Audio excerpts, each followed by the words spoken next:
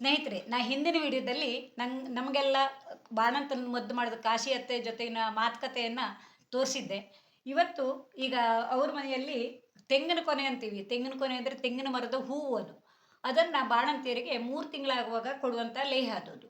ಅದನ್ನು ಬೇಯಿಸಿ ಅದಕ್ಕೆ ಯಾವ್ಯಾವ ಸಾಮಗ್ರಿ ಹಾಕ್ತಾರೆ ಅಂತ ನಾನು ಕಾಶಿ ಅತ್ತೆ ಬಾಯಿಂದನೇ ಕೇಳಿಸ್ತೀನಿ. ಯಾಕೆಂದರೆ ಈ ಬಾಣಂತನ ಅಂದರೆ ಹೆಣ್ಣಿಗೆ ಮರುಜನ್ಮ ಆದಾಗ ತಾಯಿಯ ಅಕ್ಕರೆ ಹಿರಿಯರ ಸಲಹೆ ಮಾರ್ಗದರ್ಶನ ಅವೆಲ್ಲವೂ ಇದ್ದರೆ ಹೆಣ್ಣಿಗೆ ಇಲ್ಲಿನ ಬಾಳಿಗೆ ತಾಯಿಗೆ ಮತ್ತು ಮಗುವಿಗೆ ಇಬ್ಬರಿಗೂ ಹಿರಿಯರ ಆಶೀರ್ವಾದ ಸಿಗುತ್ತೆ.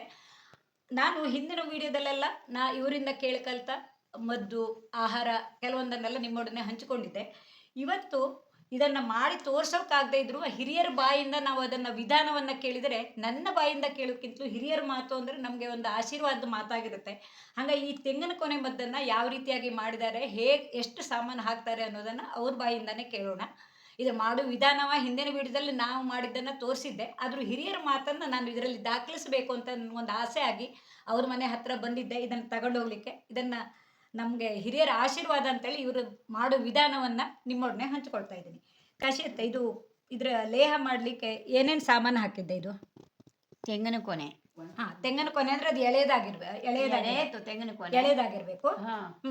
ಅದನ್ನ ಎಲ್ಲ ಅದೇ ಹೂವನ್ನೆಲ್ಲ ಬಿಡಿಸಿ ನಾನು ಹಿಂದಿನ ವಿಡಿಯೋದಲ್ಲಿ ತೋರಿಸಿದ್ದೆ. ಹೂವನ್ನೆಲ್ಲ ಬಿಡಿಸಿ ಸುಮಾರು ಇದರಲ್ಲಿ ಒಂದು ಡಬ್ಬ ಆಗುವಷ್ಟಾದರೆ ಅದಕ್ಕೆ ಸಾಮಗ್ರಿ ಎಷ್ಟು ಹಾಕ್ತಿರೋದು? ಸಾಮಗ್ರಿ ಒಣಸುಂಠಿ 2 ಹಲ್ಲೆ ಕಡೆಗೆ ಮತ್ತೆ ಸುಗಂಧಿ ಅಶ್ವಗಂಧನ ಅದನ್ನ ಚೆನ್ನಾಗಿ ತೊಳೆದು ಹಾಲಲ್ಲಿ ಬೇಯಿಸ್ಕೊಂಡ್ರೆ ಒಳ್ಳೇದು. ಹೌದು. ಅಲ್ಲದೆ ಇದ್ರು ಚೆನ್ನಾಗಿ ತೊಳ್ಕೊಂಡು ಬೇಯಿಸೋದು. ಅಶ್ವಗಂಧನು ಒಂದು 10-12 ಕಡ್ಡಿ ಬೇಕು. ಅಲ್ಲ 15-20 ಅದಕ್ಕೆ ಶಕ್ತಿ ಅದು. ಅಶ್ವಗಂಧ ಕಹಿ ಅಂಶ ಇದ್ರೂ ಅದರಲ್ಲಿ ಶಕ್ತಿ ಇರುತ್ತೆ. ಹಾಗಾಗಿ ಅಶ್ವಗಂಧ ಅಂದ್ರೆ ಅದು ಕುದುರೆಗೂ ಶಕ್ತಿ ಕೊಡುವಂಥದ್ದು ಅಂತಲೇ ಹೆಸರು. ಪ್ರತಿ ಒಂದಕ್ಕೂ ಅದೇ ಅಶ್ವಗಂಧ, ಅದೇ ನಾವು ಕಷಾಯ ಪುಡಿ ಮಾಡುವಾಗಲೂ ಅದನ್ನ ಹಾಕಿದ್ರೆ ಒಳ್ಳೇದಂತೆ. ಅಶ್ವಗಂಧ ಒಂದು 15-20 ಕಡ್ಡಿ. ಮತ್ತೆ ಒಣಶುಂಠಿ, ಅಶ್ವಗಂಧ, ಕಾಳುಮೆಣಸು.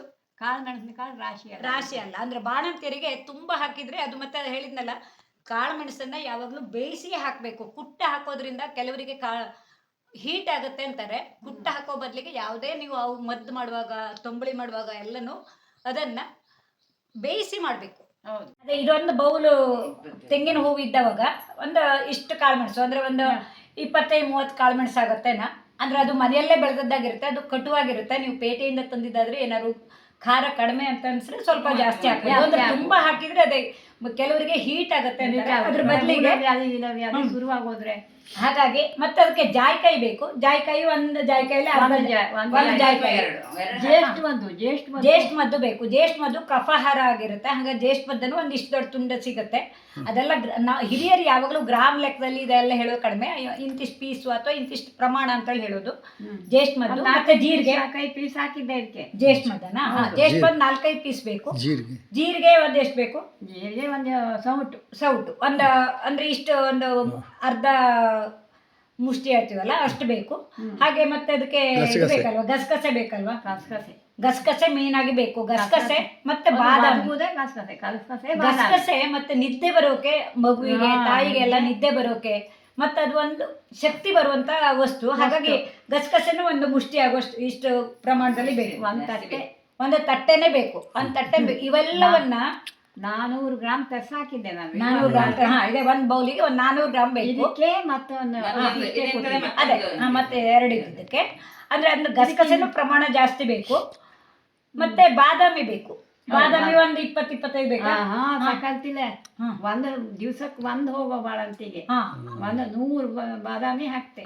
100 ಬಾದಾಮಿ ಆಗುವಷ್ಟು ಬೇಕು. ಅಂದ್ರೆ ಅರ್ಧ ಕೆಜಿನೇ ಆಗ್ಬಹುದು, ಹೆಚ್ಚಾಗಿ 100 ಬಾದಾಮಿ. 1/4 ಕೆಜಿ ಅಷ್ಟು ಬಾದಾಮಿ ಬೇಕು. ಅಂದ್ರೆ ಬಾದಾಮಿ ಪ್ರಮಾಣನೂ ಜಾಸ್ತಿ ಬೇಕು. ಅದಂದ್ರೆ ಶಕ್ತಿ ಕೊಡುತ್ತೆ ಅಂತ, ಇದ್ರ ಜೊತೆಗೆ ಶಕ್ತಿ ಕೊಡುತ್ತೆ ಅಂತ ಇವೆಲ್ಲವನ್ನ ಹಾಕಿ ಕುಕ್ಕರ್ನಲ್ಲಿ, ಅಂದ್ರೆ ಆಧುನಿಕ ರೀತಿಯಲ್ಲಿ ಹೇಳೋದು ಕುಕ್ಕರ್ನಲ್ಲಿ ಬೇಯಿಸೋದು. ಇಲ್ಲ ಅಂದ್ರೆ ಒಲೆಯಲ್ಲಿ ಒಂದು ಪಾತ್ರೆಗೆ ಹಾಕಿ ಸಣ್ಣ ಉರಿಯಲ್ಲಿ ಬೇಯಿಸ್ಬೇಕು. ಚೆನ್ನಾಗಿ ಬೆಂದ ಮೇಲೆ ಅಂದ್ರೆ ಅದು ಎಳೆ ಹೂವಾಗಿರುತ್ತೆ. ಹಾಗಾಗಿ ಎಳೆ ಹೂವು ಅಲ್ಲದೆ ಇದ್ರೆ ಇದನ್ನ ಬೇರೆನೆ ಬೇಯಿಸ್ಕೋಬೇಕು ಅಲ್ವಾ? ಬೇರೆ ಬೇಯಿಸ್ಕೊಂಡು ಆಮೇಲೆ ಗಾಳಿಸ್ಬೇಕಾಗತ್ತೆ. ಎಳೆದಾದ್ರೆ ಜೊತೆಗೆ ನುಣ್ಣಗ ಬಂದ್ಬಿಡುತ್ತೆ. ಅದೇ ಅದು ನಿಮ್ಮನ್ನ ಮುಟ್ಟು ನೋಡಿದ್ರೆ ಗೊತ್ತಾಗಲ್ಲ. ಅದು ಬೇರೆ ಇದು ಬೇರೆ ಬೇಯಿಸುವ ಅಲ್ಲ, ಬೇಯಿಸುವ ಒಟ್ಟು ಹಾಕ್ರುವ ಬೇರೆ ಹೂವ ಇದ್ರ ಮೊಟ್ಟೆ ಕಟ್ಟಿ ಹಾಕ್ಬಿಡು. ಸಾಮಾನನ್ನ ಈ ನಾವು ಮಸಾಲೆ ಸಾಮಗ್ರಿ ಅಂತೀವಲ್ಲ ಇದನ್ನೆಲ್ಲ ಒಂದು ಬಟ್ಟೆಯಲ್ಲಿ ಸುತ್ತಿ ಅದ್ರೊಟ್ಟಿಗೆ ಇಟ್ಟು, ಅದೇ ಈಗಿನ ಆಧುನಿಕ ಪದ್ಧತಿಯಲ್ಲಿ ನೀವು ಕುಕ್ಕರ್ನಲ್ಲಿ ಬೇಯಿಸ್ಕೊಂಡ್ರೆ ಚೆನ್ನಾಗಿ ಬೆಂದಿದೆ ಇಲ್ಲ ನೋಡೋ ಕೆಲಸ ಇಲ್ಲ.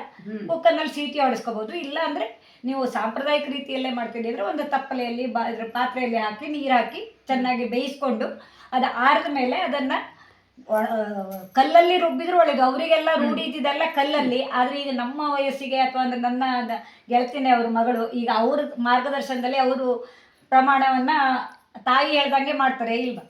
ಅದು ಅಪರ್ಣ ಅಂತ ಹೇಳಿ. ಇದ್ರ ಜೊತೆಗೆ ಇನ್ನೊಂದು ಸಾಮಗ್ರಿ ಬಿಟ್ಟೋಯ್ತು ನೋಡಿ, ಅದು ಗಂಧ ಮೆಣಸು ಅಂತ ಸಿಗುತ್ತೆ. ಅದಕ್ಕೆ ಒಂದು ಬಾಲ ಇರುತ್ತೆ, ಬಾಲ ಮೆಣಸು ಅಂತಲೂ ಹೇಳ್ತಾರೆ. ಅದು ಒಳ್ಳೇದು. ಅದು ಅಂದ್ರೆ ಮಸಾಲೆ ಸಾಮಗ್ರಿಯಲ್ಲೇ ಬಂದಿತ್ತು. ಮತ್ತೆ ಕಫಕ್ಕೆ ಒಳ್ಳೇದು. ಹಿಪ್ಲಿನೂ ಬೇಕಾ? ಮತ್ತೆ ಹಿಪ್ಲಿ ಬೇಕಾದ್ರು ಒಂದೆರಡು ಅಂದ್ರೆ ಹಾಕ್ಬಹುದು. ಅದೇನಲ್ಲ ನಿಮ್ಗೆ ಬೇಕು ಅಂದ್ರೆ ಹಾಕ್ಲೇಬೇಕು ಅಂತಿಲ್ಲ. ಇವೆಲ್ಲ ಸಾಮಗ್ರಿಯನ್ನ ಬಾಣಂತಿಯರಿಗಾಗಿ ಮಾಡಲೇಬೇಕು ಅಂತ ಇವರದ್ದು ಸಲಹೆ. ಅಂದ್ರೆ ಇವರ ಪದ್ಧತಿಯಲ್ಲಿ ಮಾಡ್ತಾ ಇರೋ ಪದ್ಧತಿಯನ್ನ ಹೇಳಿದ್ರು. ಇನ್ನು ಒಂದು ವೇಳೆ ನಿಮ್ಗೆ ಯಾವ್ದು ಸಿಗ್ಲಿಲ್ಲ ಅಂದ್ರೆ ಮೇನ್ ಆಗಿ ಬೇಕು ಅಂತ ಜೀರಿಗೆ, ಗಸಗಸೆ, ಕಾಳುಮೆಣಸು, ಅಶ್ವಗಂಧ, ಜೇಷ್ಪದ್ದು ಅಂಥದನ್ನೆಲ್ಲ ಹಾಕಿ ಉಳಿದ ಸಾಮಗ್ರಿ ನಿಮ್ಗೆ ಸಿಗ್ಲಿಲ್ಲ ಅಂದ್ರೆ ಹಾಕದೇ ಇದ್ರು ನಡೆಯುತ್ತೆ. ಅವನ್ನೆಲ್ಲ ಹಾಕಿ ಚೆನ್ನಾಗಿ ರುಬ್ಬಿ, ಒಂದ್ ವೇಳೆ ಈ ತೆಂಗಿನ ಹೂವು ಬಲ್ತಿದೆ ಅಂದ್ರೆ ಅದನ್ನ ಗಾಳಿಸ್ಬೇಕು. ಇಲ್ಲ ಅಂದ್ರೆ ಜೊತೆಗೆ ರುಬ್ಬಿ ನಿಮ್ಗೆ ನೋಡಿದಾಗ್ಲೇ ಗೊತ್ತಾಗ್ತದೆ ನಾರ್ ಇದೆ ಅಂದ್ರೆ ಅದನ್ನ ಸೋಸ್ಕೊಂಡು ಅದನ್ನ ರಸವನ್ನ ಇದ್ರ ಜೊತೆಗೆ ಹಾಕಿ ಚೆನ್ನಾಗಿ ಕಾಸಿ ಅದಕ್ಕೆ ಸಿಹಿ ಆಗುವಷ್ಟು ಜೋನಿ ಬೆಲ್ಲವನ್ನು ಹಾಕಬೇಕು. ರಾಸಾಯನಿಕ ರಹಿತ ಬೆಲ್ಲವನ್ನು ಹಾಕಬೇಕು. ಈ ಪೆಂಟೆ ಬೆಲ್ಲ ಎಲ್ಲ ಕೆಲವೊಂದ್ರಲ್ಲಿ ರಾಸಾಯನಿಕ ಇರುತ್ತೆ ಅಂತಾರೆ. ನಮ್ಮಲ್ಲೆಲ್ಲ ನಮ್ಗೆ ಈ ಉತ್ತರ ಕನ್ನಡ ಜಿಲ್ಲೆಯಲ್ಲೆಲ್ಲ ನಮಗೆಲ್ಲ ಏನಿದ್ರು ಜೋನಿ ಬೆಲ್ಲನೇ ಉಪಯೋಗಿಸೋದು.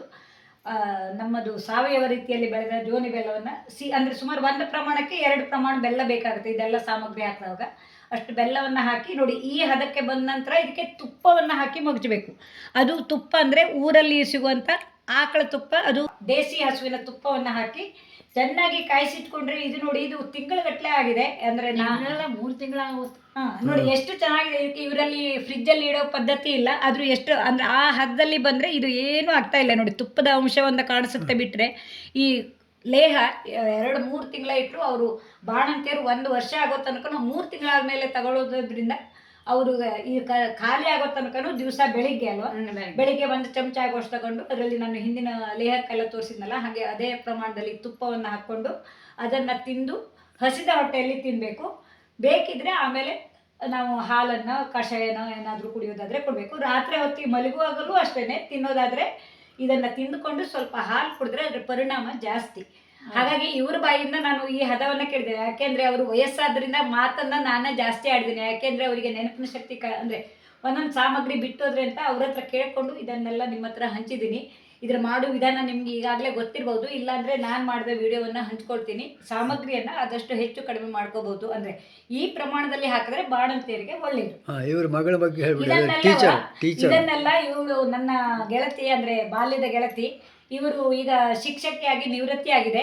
ಅಮ್ಮನ ಮಾರ್ಗದರ್ಶನದಲ್ಲಿ ನನ್ನಾಗಿ ಯಾರಾದ್ರೂ ಪ್ರೀತಿಯಿಂದ ಈ ಲೇಹ ಮಾಡೋ ವಿಧಾನ ಹೇಳ್ಕೊಡು ಕಾಶಿಯತ್ತೆ ಅಂತ ಅಂದ್ರೆ ಹೇಳಿದ್ರೆ ಅವಾಗ ಇವ್ರ ಮನೆಯಲ್ಲೇ ಅಮ್ಮನ ಮಾರ್ಗದರ್ಶನದಲ್ಲಿ ಮಾಡಿ ಕೊಡೋರು. ಇವರು ಮಾರ್ಗದರ್ಶನ ಇವರದ್ದಿರುತ್ತೆ. ಯಾಕೆಂದ್ರೆ ವಯಸ್ಸಾದ್ರಿಂದ ಅಮ್ಮನ ಕೈಯಲ್ಲಿ ಕೇಳ್ಕೊಂಡು ಅವ್ರು ಮಾಡ್ತಾರೆ. ಹಾಗಾಗಿ ಇದು ನನ್ನ ಮಗಳಿಗೆ ನಾನು ಹಿಂದಿನ ಸಲ ವಿಡಿಯೋ ಮಾಡುವಾಗ ನನ್ನ ಮಗಳು ಬಸ್ರಿ ಏನು ಇಲ್ಲ ಆಗಿತ್ತು. ಆದರೆ ಈಗ ವಿಡಿಯೋ ಹಾಕಿದ ನಂತರ ನನಗೆ ಮಗಳು ಬಾಣಂತಿ ಆದ್ರಿಂದ ಇದು ಈ ವಿಡಿಯೋ ಈ ಲೇಹವನ್ನು ಮಾಡಿದ್ದನ್ನು ಮಗಳಿಗೆ ಕೊಡುವಂಥ ಪ್ರೀತಿಯಿಂದ ಹೇಳಿದ್ದಿಂದ ಇದನ್ನು ತರೋಕ್ಕೆ ಬಂದವಳು ಅವ್ರ ಜೊತೆಗೆ ಈ ಮಾತನ್ನು ಹಂಚ್ಕೊಂಡೆ. ಯಾಕೆಂದರೆ ಈ ವಯಸ್ಸಾದವರ ಮಾತನ್ನು ನಾವು ಒಂದು ದಾಖಲೆಯಾಗಿ ಇಟ್ಕೊಂಡ್ರೆ ಮುಂದೆ ನನ್ನ ಮೊಮ್ಮಗಳು ಈಗ ಈ ಲೇಹತ್ತಿಂದ ಮಗಳು ದೊಡ್ಡಾದ್ಮೇಲೆ ನನ್ನ ಅಜ್ಜಿ ಈ ಅಜ್ಜಿಯಿಂದ ಮಾಡಿಸ್ಕೊಟ್ಟಿದ್ಲು ಅಂತ ಒಂದು ನೆನ್ಪಿಟ್ಕೊಳ್ಳೋಕ್ಕೆ ಕಾರಣ. ಯಾಕೆಂದರೆ ನಾವೆಲ್ಲ ನಮ್ಮ ಅಜ್ಜಿಯನ್ನೆಲ್ಲ ನಾವು ಗೊತ್ತಿದ್ದೇ ಅವ್ರದ್ದೊಂದು ಫೋಟೋ ಸಹಿತ ಇಲ್ಲ. ಆದರೆ ಇವರಿಂದೆಲ್ಲ ನಮ್ಗೆ ಈಗ ಈ ವಯಸ್ಸಿನಲ್ಲಿ ತಿಳ್ಕೊಂಡೋದ್ರಿಂದ ಇವರದನ್ನೆಲ್ಲ ಒಂದು ಇವ್ರಿಗೆ ಪ್ರಚಾರಕ್ಕೆ ಅಂತಲ್ಲ, ನನ್ನ ನೆನಪಿಗಾಗಿ ನನ್ನ ಖುಷಿಗಾಗಿ ಇದೊಂದು ದಾಖಲೆ ಮಾಡುವ ಅಂತೇಳಿ ಮಾಡಿದ್ದು. ನಿಮ್ಮೆಲ್ಲರ ಸಹಕಾರವೂ ಇರಲಿ. ಯಾಕೆಂದರೆ ಹಿರಿಯರ ಆಶೀರ್ವಾದವೇ ನಮಗೆಲ್ಲರಿಗೂ ಒಂದು ಮಾರ್ಗದರ್ಶನ. ಇದಕ್ಕೆ ಅಂತಲ್ಲ, ಬಾಣಂತಿಯರ ಮದ್ದಿಗೆ ಅಂತಲ್ಲ, ಯಾವುದಕ್ಕಾದ್ರೂ ಹಿರಿಯರ ಮಾತು ಸಲಹೆಯನ್ನು ನಾವು ಮಾರ್ಗದರ್ಶಿಯಾಗಿ ಇಟ್ಕೊಂಡ್ರೆ ನಮ್ಮ ಜೀವನ ಸಾರ್ಥಕ ಆಗುತ್ತೆ. ಇದಕ್ಕೆ ಸಹಕಾರಿಯಾದ ನನ್ನ ಗೆಳತಿ ಅಪರ್ಣ ಅವರಿಗೂ ನಾನು ಧನ್ಯವಾದನ ಹೇಳ್ತೀನಿ. ಕಾಶಿಯತ್ತಿಗೂ ನಮ್ಮ ಧನ್ಯವಾದಗಳು, ನಮಸ್ಕಾರಗಳು, ನಮಸ್ಕಾರಗಳು.